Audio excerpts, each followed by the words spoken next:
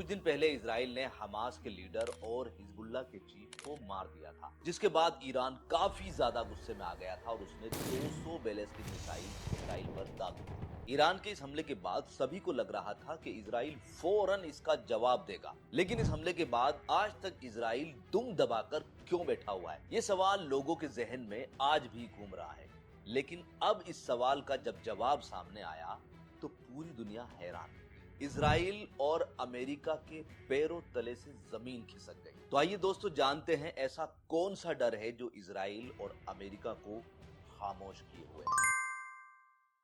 वैसे तो इजराइल और हमास की लड़ाई को 1 साल से भी ज्यादा हो गया है, लेकिन ईरान सबसे ज्यादा गुस्से में तब आ गया जब 31 जुलाई 2024 को हमास के लीडर इस्माइल हनिया को इजराइल ने ईरान के अंदर ही मार दिया। हमास के लीडर की इस मौत का बदला तो ईरान तुरंत लेना चाह रहा था, लेकिन उस वक्त खून के आंसू पी लिए और उसके बाद फिर चुटमुट घटनाएं चलती रही।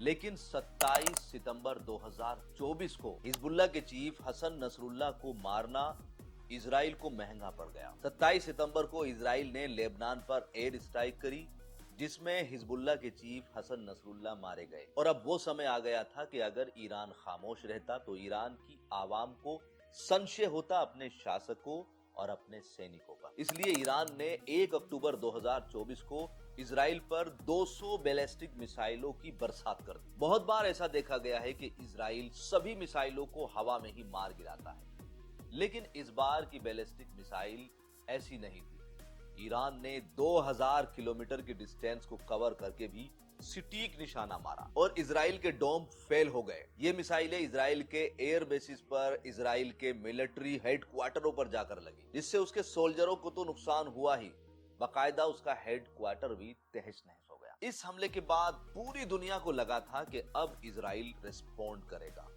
और तुरंत रिस्पॉन्ड करेगा, क्योंकि इजराइल की आवाम का प्रेशर होता है।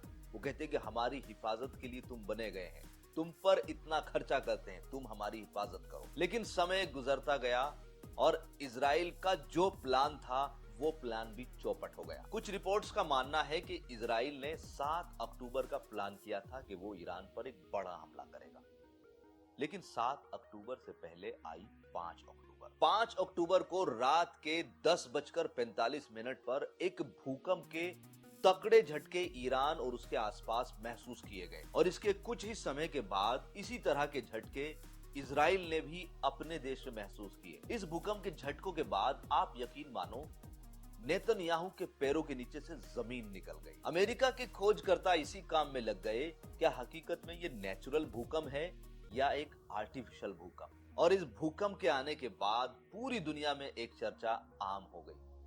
ईरान ने न्यूक्लियर टेस्ट कर लिया है और अमेरिका को जिसका डर था शायद ईरान ने वो कर दिया है। और यही वो 5 तारीख का डर है जिसने इजराइल और अमेरिका के पसीने छुड़ा दिए। लेकिन अभी ईरान यहाँ भी चुप बैठने वाला नहीं है, ये तो अभी शुरुआत है। अब ईरान ने इजराइल को सबक सिखाने के लिए यमन का सहारा ले लिया है और यमन के साथ मिलकर जो ईरान करने वाला है, उसने इजराइल के बंकर खोल दिए।